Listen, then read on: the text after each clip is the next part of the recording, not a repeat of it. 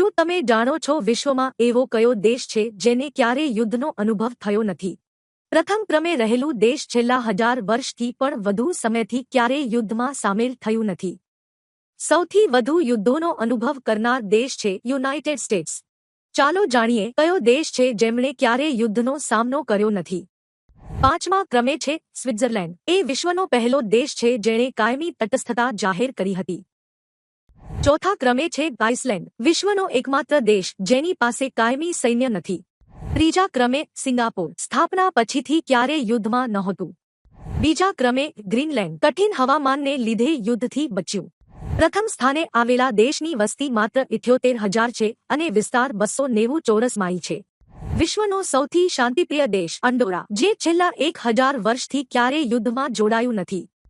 તમારા મતે આજે વિશ્વમાં સૌથી શાંતિપ્રિય દેશ કયો છે? તમારું મત કોમેન્ટમાં જણાવો.